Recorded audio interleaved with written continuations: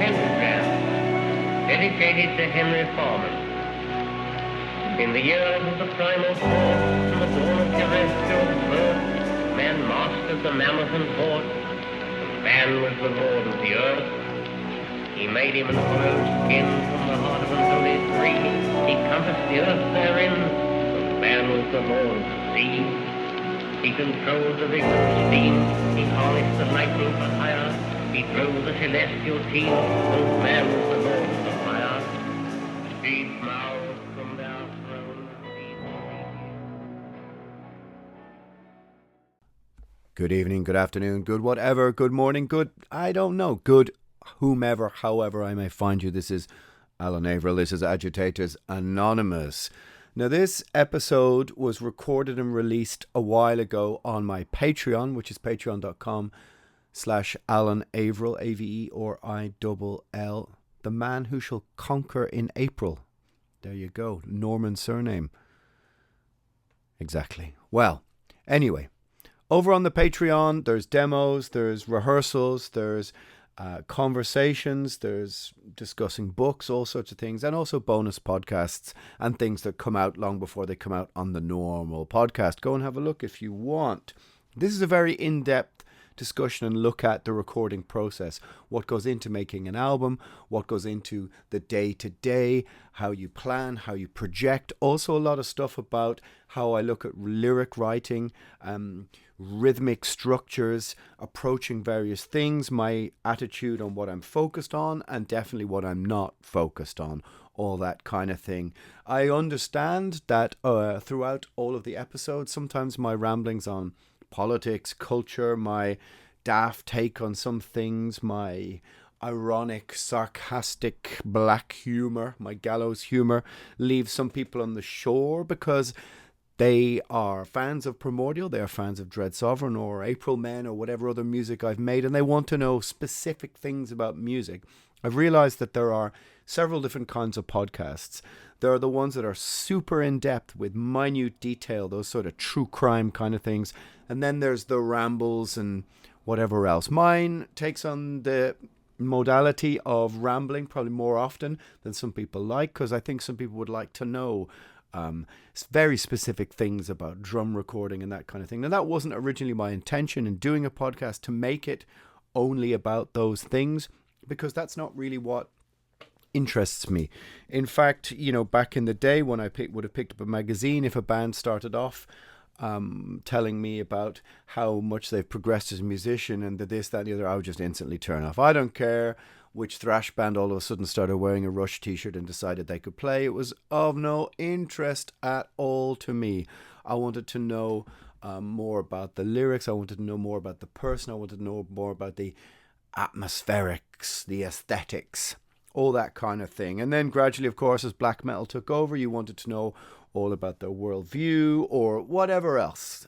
Certainly, I didn't care what the bass amp combo was, but I do understand that for a lot of people, that's something they're really interested in. So this podcast is just a very in-depth ramble about recording techniques, about approaches.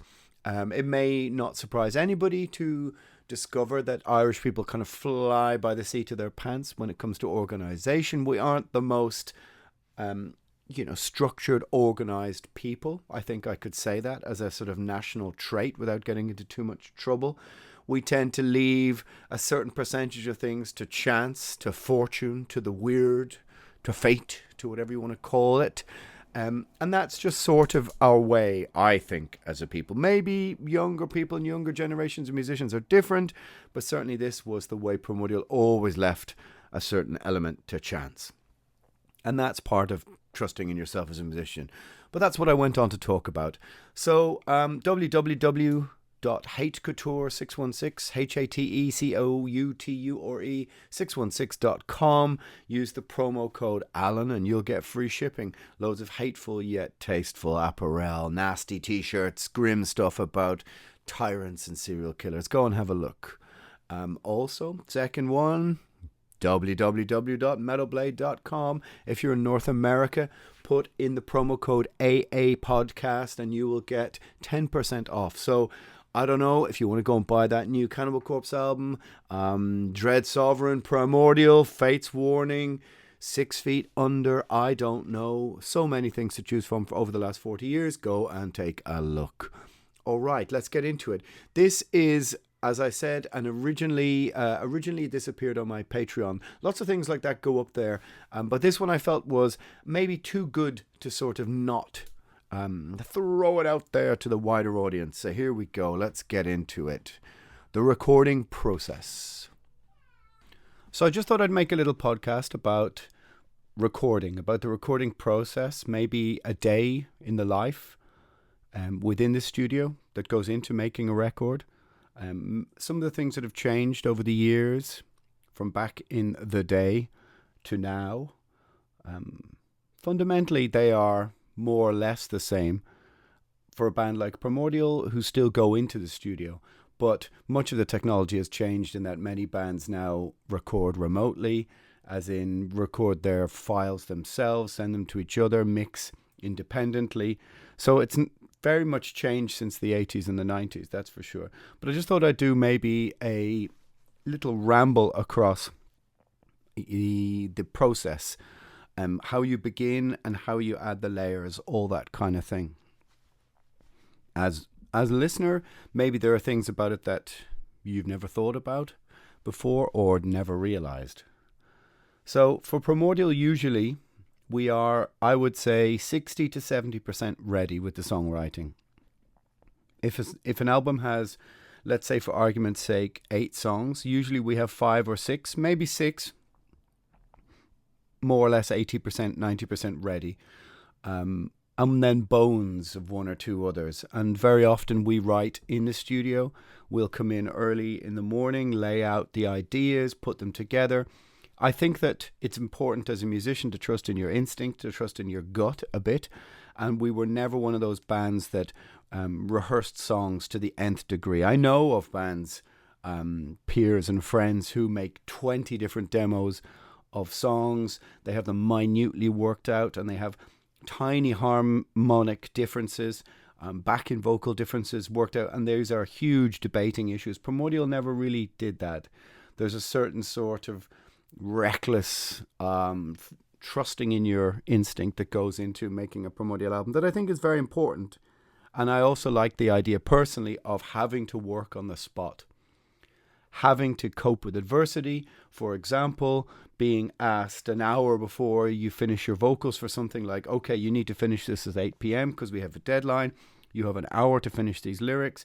You need to get this right within the first 1, 2, 3 takes. For me, that's very important, and it galvanizes my creative instincts. Having too much time to think about things, I think, is the wrong way to make heavy metal. I think heavy metal rock music should be instinctual. I don't think you should be mixing and remixing and mixing down an album 6, 7, 8, 9 months after you've recorded it, endlessly going back, tinkering with things. That's not my idea of how it should work at all. I think you need to go for it, push it, be reckless, trust your instinct, and just roll with it.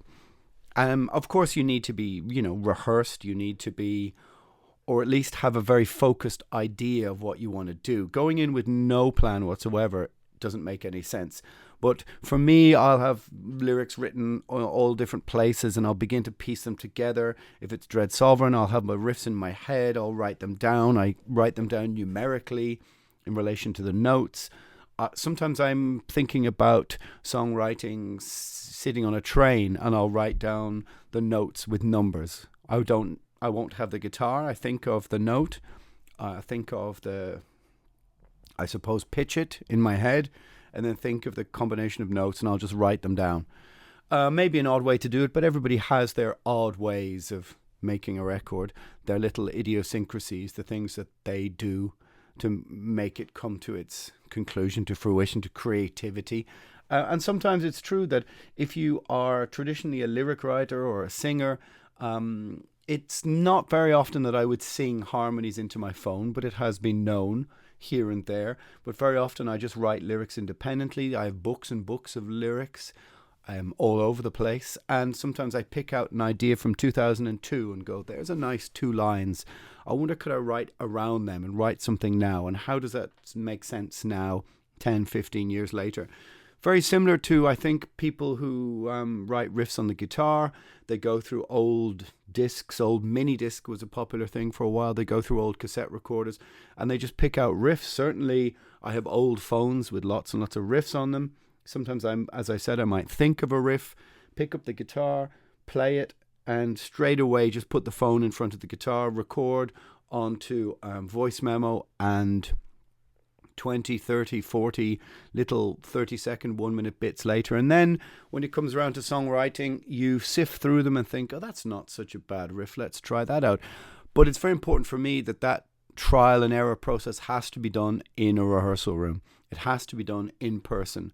Of course, this is amplified, my feelings on this and the situation that we're in now with lockdown and the pandemic, where it feels to me like we're being corralled into some sort of anti-human process of living, which I think obviously, I'm against, but when it comes to making music, I think it's very important to keep the humanity in making music, which means standing in a room with the people in your band arguing about, no, this riff must go here, and how about this, and the energy that can only be created from people being in that room together, whether it's a gig or whether it's recording or whether it's rehearsing.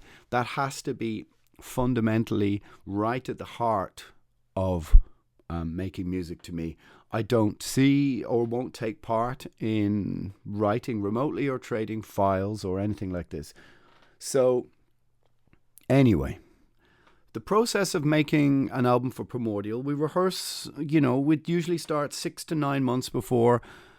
Let's say you pick a month in the year, let's say a March, and you say, okay, by October, we're going to have enough songs for an album. And then that's something to work towards.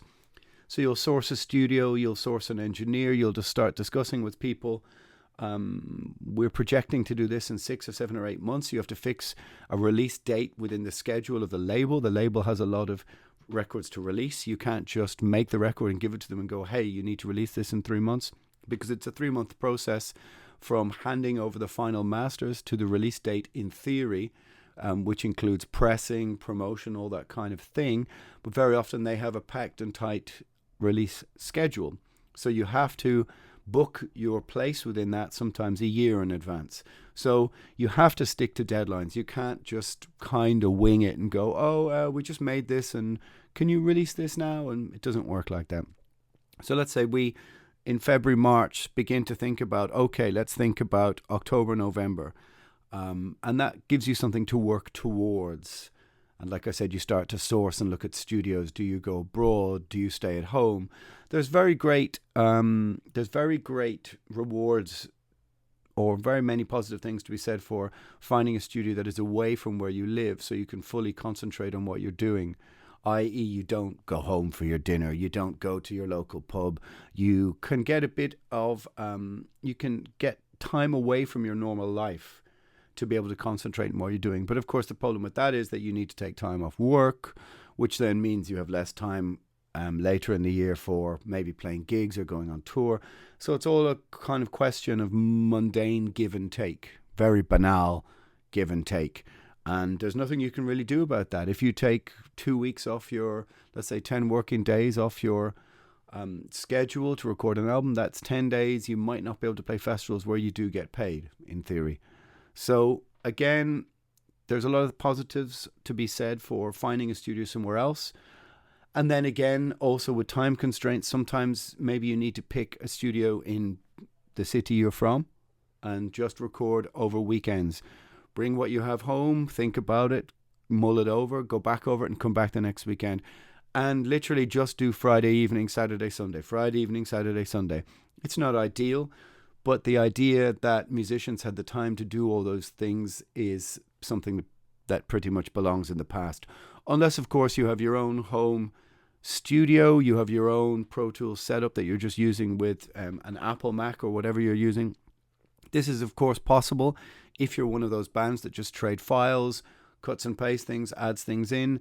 the biggest problem is recording drums. You can't really do that the same way without actually going into a drum room and setting up some mics. I mean, of course, you can trigger something. You could play an electronic kit. Somebody could just send over the files. Then you add your part sitting in front of your screen. Many bands do this because there's so little money available from the industry for recording, because there's no physical sales anymore, all this kind of stuff. So the collapse of the music industry in terms of physical sales has a knock-on effect into how much money labels are willing to spend on bands recording. You get your money from the label in theory, and it's up to you what you spend it on. If they give you €10,000 and you spend €1,000, you get to keep 9 in theory. But that means you've got to make a proper sounding record for €1,000, which, if you're going to record proper big open sounding drums and want to go to a proper studios, is impossible. Because of course you need to pay engineers, you need to pay mastering, all these kind of things. So it's a strange catch-22 of a situation where you want your album to sound the best it possibly can, but at the same time you are aware of the constraints as regards to the budget, and the fact that the reality of making any royalties is pretty difficult, or an insignificant consideration after making almost 20 albums. The amount of money I've made out of royalties, actually breaking even and making money, is almost negligible, almost minimal. So that's not really a consideration when you go into recording. You try and do the best you can with the budget that you have, which very often for most bands means spending everything that they're given. So with Primordial, like I said, we're usually about 2/3 to 3/4 prepared. And what we would do is, let's say the studio's in Dublin. Maybe the evening before you go to the studio, you kind of prep it a bit. You look around. You visited maybe once or twice before, done a few recons, looked at the outboard gear, which is all the effects units. You look at what the studio has to offer in terms of a live room. Is it live? Is it dead? How is the sound of drums? What kind of amps do they have? What kind of pedals do they have? Now, the reality is that most outboard sound effects units, which were the processors through which the sound went or were put through, are all internal now. They're all internal to, and they're all basically apps, so to say. They're all internalized within the computer that you're using. So in the olden days, you would have used analog tape reel, which now costs over €1,000 for like a 14-minute reel, I think, which is pretty impractical to try and buy. We used to record on that in the 90s, but the idea that you used to record in an analog way, if you think about analog is vinyl, digital is CD, i.e. the sound wave, in the analog sound wave is curved, whereas if you think about it, the digital sound wave is pixelated. Now, that's a very simple way of explaining it, but I mean, of course, tiny digital, audio pixelation, but it's still a digital process. The analog process is something quite different. So you would have used an analog desk, proper mixing faders, each with a channel, very traditional, whereas now all of this is contained just in Pro Tools, just on a computer, similar to the garage band that I'm recording this into. So many studios now are quite bare. They don't have the huge old desk. They don't really need it. But of course, the sound of a 1970s rock record, I would argue, is very difficult to replicate in a small space, in a digital environment. It's a sort of a lost art, that Martin Birch 1980 huge open drum sound, the sound of your everything from your Iron Maiden to your Fleetwood Macs, to your Led Zeppelins, to whatever. This is a very hard, if not impossible, skill to replicate in the modern day. And also bands back then were spending a lot of money on records. Some were, some weren't, but there was skill, there was invention. You were placing drums in interesting rooms, trying to get different ambient sounds, that kind of thing. This is a sort of a lost art. Anyway, well, I feel it is. Anyway, so we go into the studio, let's say the morning of the first day. You set up the drums. You've tried to source the best drum kit that you possibly can. I always think of something that Mags from Academy used to say to me. He used to say, you can't polish a turd, which means basically If you're using awful instruments, awful gear, awful equipment, and you perform awfully, you can't really polish those things up entirely. Now, of course, you can change guitar sounds now internally. You can reamp, they call it, which is just change the guitar tones. But a bad snare sounds like a bad snare, unless, of course, you sample a snare online, etc., etc. But rather than fix everything at the end, it's better to start off with the best signal you can. So you try and find or source the best possible drum kit. It's quite the art to setting things up. Sometimes I've known engineers who make almost like a tent, a teepee around the drums in a big room to capture the sound. They're making specific kind of extra tubes around the bass drum to capture the ambient sound, all of this kind of thing. And Primordial doesn't fuck around. We don't mess around with the drums really. Usually Simon is bang on the money with his takes, and unless we are writing something, it's in the process where, you know, you're kind of going, I'm not sure about the last section of that song. Most of the drums will be first or second takes. So if the band is locked into having all of the songs written, then, or written within the first, say you might write the song, put the finishing touches that morning to the riff, to the idea. Simon is usually done within 20 takes, I would say, usually within 2 days. So you'd spend most of the first day getting the first 2 takes right, checking all the sounds of the bass drum, the snare. Are you separating the different signals? You know, tom 1, tom 2, tom 3. Are they separate? Personally, I like things to bleed over a little bit. I'm not into the idea of separating every tone. I think the drums should be the drums, and I like a lot of ambient room noise, and I like lots of noise, mistakes. Tone with Dread Sovereign, I let the bass amp bleed into the drum mics. This doesn't bother me at all. It should sound like a really loud band playing in a room, which is what Dread Sovereign is. There's no playing through the desk. There's no playing through small amps. You're playing through a proper big stack, which is a big fuck off amp. And I wouldn't do it any other way. Primordial's a little bit different because it's more layered and it's more, well, let's say musically articulate, musically sophisticated in a sense. So that first day, usually everyone plays together in the same room or the same space at the same time. You record the drums. You'll do what's called a scratch bass and a scratch guitar, which is, they're like guide guitars, guide bass, where you record along with the intention of going back over them to fix the signal. But very often, if they're good enough, they stay.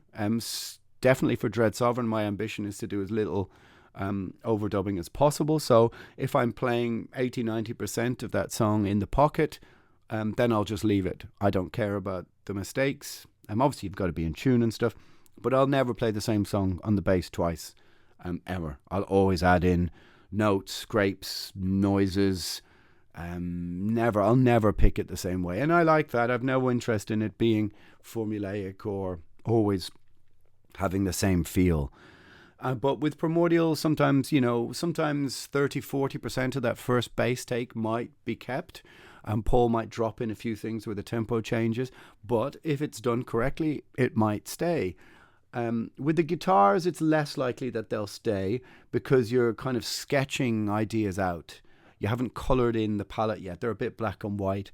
But that said, if the tone you get off straight away is good, I think it's a good idea to, try, and while the drums are being done, to get that good guitar tone and not trust in reamping, trust in fixing it.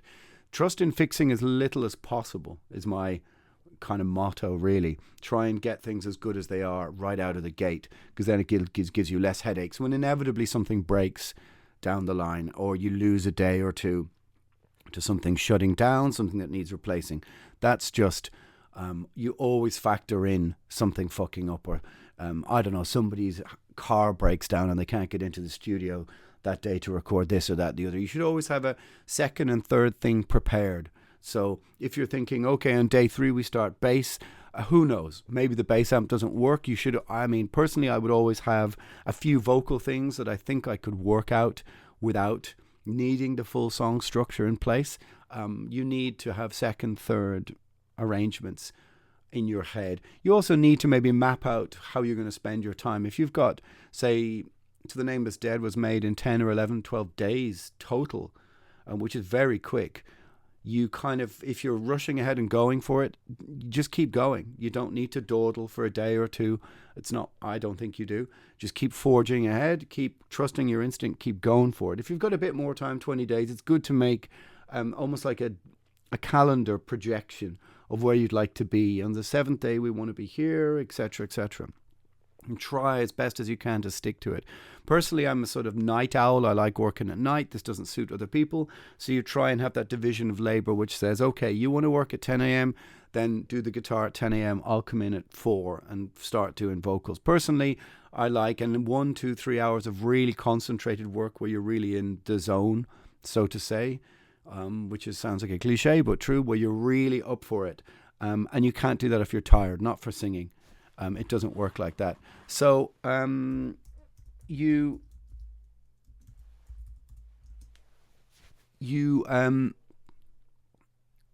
definitely mark in your calendar, okay, I think from 4 to 7 we're going to do it. A lot of engineers don't mind going late at night. Some don't. They want their evenings, etc., etc. But you should be kind of clear about this stuff before,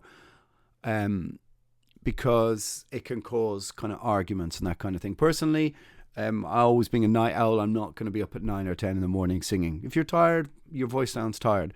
Sing when you're up for it. And for me, that means in the evening. But, you've got to make compromises with that. So you record these scratch bass and scratch guitar. So everything is done live. A lot of bands cut and paste drums. They play to a metronome, which is tick, tick, tick, tick, tick, tick, which keep, a metronomic clock, which keeps, you play with headphones on for the drums and it keeps you in time. We never did that, ever. No Primordial album is made to a metronome. No Dread Sovereign album is made to a metronome. I've never played the bass to a metronome. I have no interest in that. If it rolls a little bit in the timing, then that's how it is. That's how heavy metal was. And if it's good enough for Venom and the Misfits, then it certainly doesn't bother me. I don't care. So I've never tried to apply too many things like that. In fact, to be honest, trying to make things too perfect, like making tempo maps and all this kind of thing, it just irritates me. And I'm A, probably too lazy, but B, definitely feel that it has no place in rock and roll. That's how I feel. Okay, sure, if you're playing in a super technical band, then totally I understand. But not for me. So you maybe roll on to starting doing bass, I'd say, on the start of the 3rd day. If you're on a roll, you could get all of the bass done in one day. I don't see any reason why not. You go back over the scratch bits and you go, oh, this is pretty good. We could keep that. You drop in, which means that you're just recording over small little sections, just replacing bits. But if the feel is right, just leave it. And then the main body of work is the guitars. This is often very trial and error. If a song is written by guitarist A, very often guitarist B will leave guitarist A to play all the parts. It depends how rehearsed you are. If you're a thrash band and you're going back and forward with different solos, okay, or you're all writing together. But very often many bands leave the idea to, well, this is your song, so you play most of the parts. This can lead to its own problems, I think. I think personally, the best heavy metal records have, Denner, Sherman, Hanneman, King, Holt, Hunolt, KK, Downing, Tipton. They have different guitar tones, and this is something that's been lost over the years. 70s and 80s bands, whether it's Voivod, Creator, Celtic Frost, Possessed, think of those bands. As soon as you hear them, their tone, you can tell Tom G. Warrior's feedback, it's Celtic Frost, and that is because they were all playing through different amps, different setups, different guitars. It was virgin territory, and now very much people aren't playing through amps. They're playing straight into the computer, straight into the processor, straight into there's no amps involved, and they're just picking guitar sounds off basically lists of, we could call them guitar amp apps, whatever you want to say it. And it doesn't have the same feel. It's not the same as a big dirty amp sitting in the corner, a 1977 Marshall head with an old cab and whatever strange guitar using. And that's important. So we never just play into into Pro Tools, we try and have amps and feedback and noise, and you can feel the heat of a band playing. Dread Sovereign, for example, is very much like this. Everything is bleeding into everything. Is all of us playing in a room. There has to be this reckless, devil-may-care energy to what we're doing, which I think we sort of capture. Primordial is a little bit less devil-may-care, but it's still got that feeling in it, which is, I think it's partly a kind of Irish way, that we're a bit sort of reckless and fly by the seat of our pants sometimes. But definitely the old guitar tones are something that I would really aspire to. Some bands layer the guitar 3, 4, 5, 6 times with the rhythm guitars. I don't see any need to do that, because I think that what that means then is that the guitar is taking up almost all of the dynamic range. So if you're recording 6 layers of rhythm guitar and then you wonder why your drums sound small, the reason is because you've got 6 layers of rhythm guitar. I think you should have 2 layers either side, 2 rhythms, and the solos or harmonies in the middle. I would even peel back the distortion personally. I prefer the bass taking up the bottom end. I always have bass distortion. I would always consider it part of even a little grind in Primordial, but definitely Dread Sovereign, it's hard Motorhead Lemmy style distortion. So the guitar doesn't need to be that heavy. They don't need to fight each other. I rather have the bass without a doubt underpinning the whole sound. It has to be really, really eminent in the sound. That's what I like personally. Motorhead 1980 kind of style, Old Man of War, that kind of thing. So I don't need a huge guitar sound, and I think that's one of the things that's very evident in modern heavy metal of the last 20 years is a very compressed, huge dynamic range guitar tone, which just to me takes up far too much space. And then you have, so that means you have to have very clicky, pointed drums poking out through that, because the guitar is just taking up too much dynamic range. This is my personal choice. I prefer less distortion, less gain, richer guitar tones, and to definitely try as hard as possible to have both rhythm guitars on either side very, very different tones. Try and have guitar players not playing through the same amp and not playing through the same guitar, not just plugging into each other's pedals and sounds. Try and have completely different tones. That's what I would aspire to. When you think about Hell Awaits or something, you know who's Hanneman and you know who's King. They're very different guitar tones. And that, I think, is, again, a kind of a lost art, but I think is absolutely essential. At least I feel it's sonically essential. It's a separation of instruments.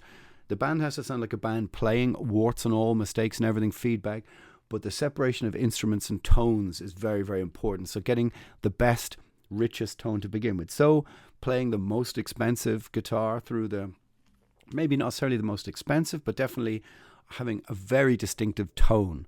Like Dread Sovereign rehearses loud, and I would pay a lot of attention to what I want things to sound like.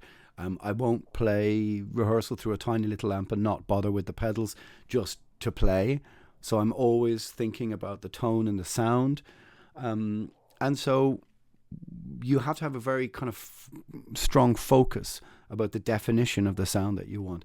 And I think with Primordial, because many of the chords are not bar chords, they're not downstroked, they're not palm muted, which is just guitar phrases it's a very unheavy metal way of playing heavy metal, because they're full open chords, and that is a very different way of playing heavy metal. So you need a very specific tone and sound. If it's too brutal, too heavy, you won't hear the richness in the notes.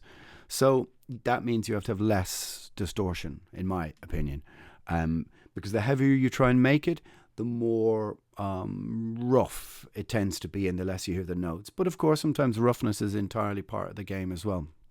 So you're sort of living on your instinct with each song. You're living with your impulses.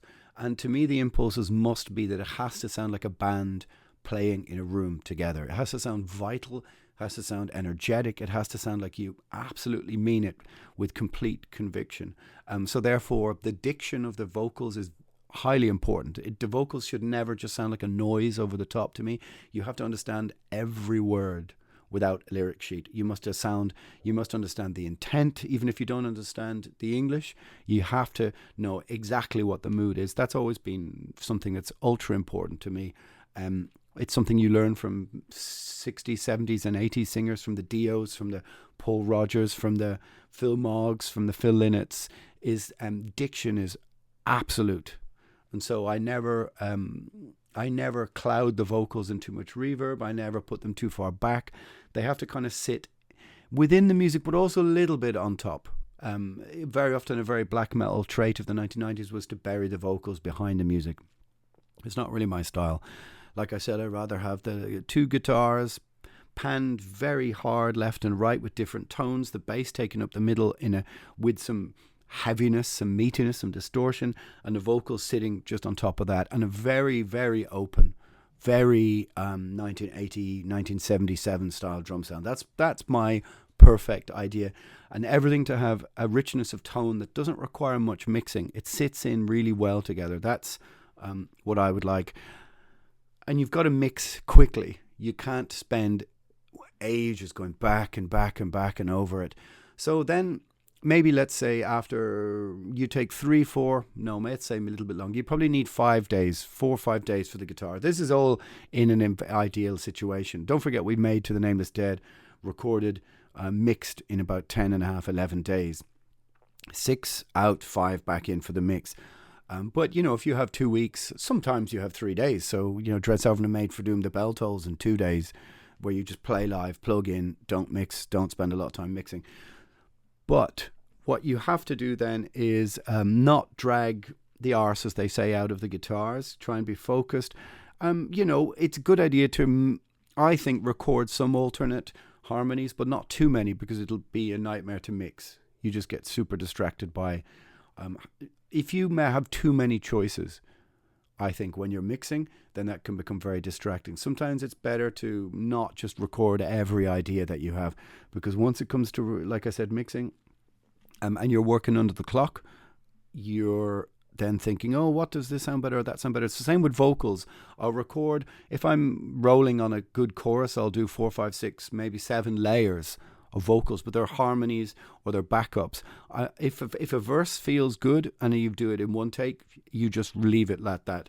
Don't make 2, 3, 4 takes and then you're deliberating over, is this better than that better? If it sounds like the right thing, go with it, because it probably is. But if you give yourself 6 choices of or whatever as the end of a line, any one of them could make sense. So kind of what's the point in giving yourself 6 headaches? 1, maybe 2 choices, strong choices. So you're not asking the engineer, hey, can you just cut and paste whatever you think sounds best? That's not the best idea.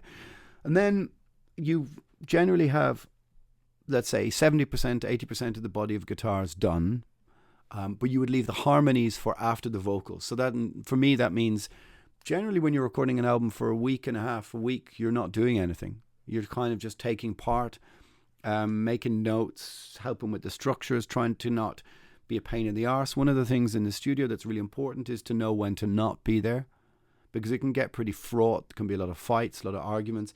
So sometimes to know when to walk away and sit in the local pub and read your book is very important, to not be around. Because sometimes, especially when you're younger, you think you need to throw your input into everything, throw your oar into everything. And in actuality, all you're doing is just sticking a stick between the spokes of the wheels that are going round. And that you have to trust each other to do your own job properly. So the guitar player has to trust the singer that they're going to do their job. Of course, you have input, you have help along the way. But certainly for doing singing, I don't like to sing to the whole band just sitting on the couch reading magazines, kind of half listening, going, oh, I don't know about that. Because then what you're doing is you're literally auditioning. It becomes like a sort of heavy metal X Factor. And then everybody is pitching in going, well, what about this? I don't do that. I kind of refuse to do that in a way. Of course, it's fine with, as you get older, it's fine. You just let people get on with their jobs. But in the old days, it would have been singing to committee. And that caused so many arguments and so many fights. Because the reality is people just have to kind of trust your instinct. But if you have a band of people who all don't really trust each other and all want to impose their will on each other, this is what leads to huge fights and huge arguments. Sometimes you have an idea that's just completely over the top. There's probably many takes of songs that are sitting on cassettes from back in the day that were far too histrionic, far too over the top, lyrics that were just kind of ridiculous, that thankfully the next morning I went, no, yeah, you're right, that was awful. or ideas for leads or solos or things, and you go, it doesn't sound great. But the vocals, of course, are the thing that sets the kind of the ship off in a certain direction, the tone, the meaning, the intent very often. And so I write the lyrics, and I'm patently aware that lots of times in rehearsal nobody's paying attention to what the words are. So you do have to kind of be mindful of what is the tone of the song, what is the feeling of the song that's been written. Are you completely changing it with your lyrics? A good example of Primordial is the song Journey's End, or Bitter Harvest from Journey's End. Here's a song that Kieran meant as one thing that I took and wrote these quite horrific, sort of nihilistic lyrics over. Now, it's still a cool song, but in my opinion, the lyrics don't really fit the tone of the music. And that was something you learned because we were 22 or 23 years old. You learn to try and fit things in together. And this is just something you accumulate knowledge as a musician. You begin to learn, like, okay, I have the feeling of what this song is. Wheeled Lightning to Split the Sun was written in about 45 minutes. You just have the two riffs, and I just thought, okay, I know what this song I think is trying to say. So you're trying to interpret each other's feelings, and that's just something you learn more and more as the time goes by. You learn certain little tricks and certain little, you have an idea. Like as Rome Burns in the middle, the sing, sing, sing to the slaves. I have this idea of just rising crowd chant, almost like, something biblical. When the far off crowd is addressing, I suppose, Pontius Pilate and Barabbas and all that kind of situation. That's what was in my head. Sing, sing. So you layer that 10, 15, 20 times and make it a rising noise. But these are ideas that, spontaneous ideas that just come to you, and you should probably roll with them if you trust yourself as a musician. So the singing, I don't fuck around. 2 days, maybe. I'd like it to be done in 2-3 days. 3 days, third day, maybe add the harmonies. But I've rattled out, say, for example, Dread Sovereign for Doom the Bell Tolls, the song 12 Bells Toll in Salem, blah, blah, blah. 12 Bells Toll in Salem is one take, all the way through, straight through. I've done songs very often that are just one take all the way. Don't mess with them. Add a layer maybe to the chorus. That's it. I think Seed of Tyrants is a kind of a song like that. God's Old Snake, I remember writing the lyrics 30-40 minutes before going into recording. Everybody being stressed at me going, you have what's your idea for the song? And you think to yourself, okay, I trust in myself. I know I want to write a song about Aleister Crowley. I have some words in my head. You just disappear for half an hour, 45 minutes, and it's done. You trust in yourself to do it, and then you're improvising sometimes while you're recording through words, through making amendments in your head as you're singing, it's very important also I think it's called onomatopoeia, which is the sort of the flow of the words, hard and soft consonants. There are certain words and like that you can't start singing a line with because you're rising up into it. So you have to learn how to duh, huh, buh, huh. Like these hard consonants, duh will fit with the drum pattern, with the bass drum. And very often I will start with a hard consonant at the start of a bass drum rhythm, and then in my head I'm listening to it, and you land the note after maybe a certain section of the bar. You land on another hard consonant as opposed to a o u kind of noise. And so that's my sort of style, not to be too regimented, but I do often, I am thinking about it within the structure of the rhythm of very much the bass and the drums. But I like it to be sometimes off kilter or disorientating, or not to be the what you expect. A good example of this is Last Call on Exile Among the Ruins.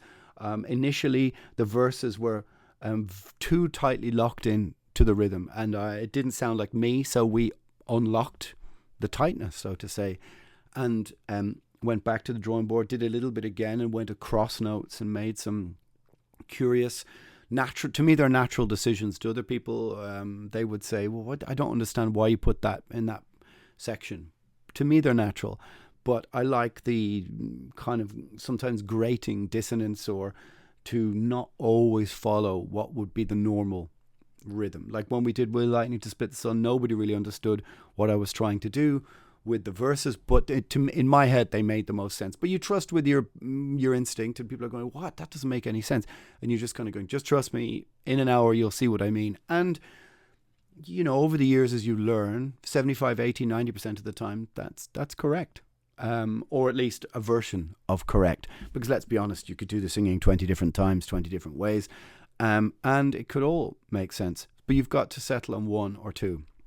So you finish the singing usually 2-3 days. Like I said, I don't fuck around. I don't want to be spending any longer than 3 days. Is just no. So then you add the guitar harmonies, which we're waiting for the vocals to fill in, which are kind of like the final little thing that you put in. Maybe acoustic guitar flourishes. Maybe there's a tiny bit of organ backing something up way back in the noise, or little layers of backing vocals, and you're done. You try and think about the track list. Very often I'd prepare the cover or ideas for the cover 3, 4, 5 months in advance. Because there's nothing worse than having an album recorded and everybody arguing about the artwork. It's a good idea sometimes to settle on the title. Like in my head right now, I have the title for the next record, and I'm already thinking about artwork, and we haven't even got any date for doing anything. That's just kind of how I like to sort of process all of that kind of stuff. And so you try and be as prepared as possible. And also at the same time, I would work on 3 or 4 or 5 potential different covers, because you anticipate that people won't like this or won't like that. And that's just sort of natural as well. Always be prepared or have a second, third, fourth option, because like I said, very often something will break, something will shut down. Maybe you come in one day and the bass doesn't work and there's no other bass and you need to get it repaired. Be ready to get up there with another go, okay, I have a vocal idea, I want to do something, let's work on this. Or somebody's car's broken down, okay, so we there's always something to do, so you're not sitting around doing nothing, because that's wasting money and it's wasting time and energy, which I just can't abide that at all. And like I said, there are times when you have to learn to not be there because it'll just cause arguments, etc. There are life hacks, as they call them now, to recording. I think that bands should have a space then between recording and mixing to take the raw, the unmixed version home, listen to it, sit with it, think what you might want to do with the bass drum or the bass and how you envisage the mix to be. Don't leave it too long, maybe 2 weeks to digest. Take it home, play it on different stereos, play it on different mediums, and then go back to somewhere else. Take ideally at least 3 days for the mix, but any more than that is a luxury. So 4 or 5 is great. Once you've broken the back of the first song, they all generally fall into place a bit after that. Once you've got the snare and the drum and the tom sound that you like, very much the drums then fall into place throughout everything. So that first song or two mixing is the most complicated, and you really need to be in a good headspace when you're mixing. Don't be tired, irritable, cranky. We had situations with one album where the internet connection wasn't working properly, so we were sending mixes across. It's also a good idea for maybe not the whole band to be there. Certainly I like being there personally, and I've mixed some albums just on my own, like Storm Before Calm, for example. But certain people have different ears. They hear things better. They hear mistakes. They hear electronic hum. They hear noises. Some people have a better overall feeling, but you've got to, within your band, determine who is that person. Because if you're all sitting there with all different ideas, then the power of suggestion is, do you think that bass sound is loud enough? Then you're listening to it. And then the question leads you to think it is or it isn't. So you've got to be able to try and step outside the situation and try and hear the overall tone and not just listen to what your part is. And so, that situation was mixes were being sent, but the internet wasn't really working properly. People are coming back 4, 5, 6 hours later going, I don't like this. But of course, when you're mixing, you're working under the clock. So you're forging ahead with ideas and things, and you can't then go back to maybe not 0, but to 1 or 2 and then start again and move forward. You've got to keep moving. You've got to be in a good frame of mind. You've got to be honest, upbeat. You've got to be focused. You've got to be in a good headspace. If you're irritable, tired, angry, annoyed. All of these things can cloud your judgment or your focus of what you're trying to do. So if you're like having heavy insomnia and getting up at 9 or 10 in the morning to try and mix, you're going to do it with a foggy head. So whatever environment or place you can manage to try and be in to be as relaxed as possible, you do it and then you push it. Now, very often I've been in mixing sessions that take 16, 20 hours a day, or you're doing it for over a day, and that's not ideal, but everybody's trying to make their name. Every engineer is trying to make their name and do it as well as possible to get further work. So very often, whether you want to or not, you end up in the situation where you're overworking. But again, trusting in instincts and realizing that heavy metal isn't an exacting process. It's not mathematical. Sometimes the greatest albums have flaws. Gathering Wilderness has flaws that to us are more prominent than maybe to somebody who listens to it. But those flaws are what give it character. Whether it's Bathory or Venom or everything, you could, fundamentally there's flaws with all those things. But that's what errs to be human, so to speak. And I think those are very important. So, listening to metal that sounds computerized, digitized, like a computer playing, it alienates me because I want to hear the dirt under the fingernails, the bloody knuckles, the mistakes, all this kind of stuff, because that's part of being human and being in a band. And, nothing is ever perfect. So at some stage you have to just let go of a record. You have to let go of it, that some part of it might not be exactly as you wanted to. But in the fullness of time, over years, you'll come back to it and go, yeah, I understood why I let that go. So that's a very important thing to understand, is being able to just let go and go, okay, this album, this is what it is. Some things I like better in other albums, some things I prefer in other different records, but it is what it is. And it just captures you at a moment in your life, a moment in time, a moment in the band's lifetime. And that you don't need to constantly pick it over and over, and you don't need to keep going over those diary entries and editing them. Just at some stage, it's out there, it's done. And you'll find, probably, unless it's a really horrendous experience, that going back in years you'll go, okay, yeah, I understood why we let that go. Then once everything is mixed, you just have to send it off to be mastered. Mastering is a strange thing. Now it's more important than it used to be, I think. You can change dynamic ranges and tones and textures in the mastering. And there used to be a sort of mastering loud war that was going on 15, 20 years ago. But a good mastering engineer is worth his weight or her weight in gold, who can maybe clean up a dynamic range or something that may be niggling with you, and make it punchy. This needs some more middle. This mids needs some more high mids. Can we bring out a bit of this? But you don't want to then use it to also remix. So you kind of want to have a very straight, simple message. I think it needs more middle, but not keep going back and forward with it. I've been in situations where I would admit that I'd become very difficult about the mastering and made someone do it 3, 4, 5 times. But anyway, so then once it's mastered, it's sent to the label, and then you're just in the queue for the release. So there you go. Different platforms will compress the music differently. Obviously, if you buy the original on vinyl, it sounds a bit different to the CD. That's the two best formats to have it. Spotify has its own bit rate, which compresses the files. If you're listening on YouTube, the render might be different. So the records can sound a bit different depending on the platform. I would always say vinyl with it sounds the best. But if you have a cheap record player, everything will sound cheap. Think about it in the sense that the cable between the stereo and the speakers is what transfers the sound. If those cables are cheap, your vinyl will sound probably a bit cheaper than it was intended to. So one of the first things I did when I had any money ever was buy a very expensive separate stereo, and that made all these records I was listening to for years sound very different. And that's when the beauty of Number the Beast or all these records, Don't Break the Oath, really come into their own when you hear what a really great engineer has done. The Martin Birches, the Fleming Rasmussens have done in the 80s, and you go, oh my God, listening to Damage Incorporated through a proper stereo on the original vinyl, with the fresh needle and all that kind of stuff. Anyway, So your medium, how you choose to listen to these things. If you listen to all your music on computer speakers, then all the engineering tricks in the world aren't going to change the fact that you're listening to music on computer speakers. I wouldn't recommend it. If you're listening on cheap headphones, things sound like they sound cheap.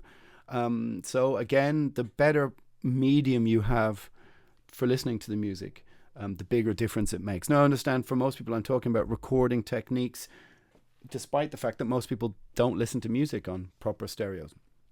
So, on some sense, you're putting all this effort into recording, and then you realize people are listening to on their Mac or whatever. What can we do? As musicians, you want to try and do the best you can with the songs that you have. Anyway, my friends, a 15-minute ramble on just the recording process. That's kind of how I approach it. Sort of old-fashioned, be focused, trust in your instincts. Try and get analog good signals, separate them, have hard tones, dynamic, rich tones, and don't overthink things. And also know when to fuck off and not hassle everyone. All right, there you go, Nemthianka's Guide to Recording.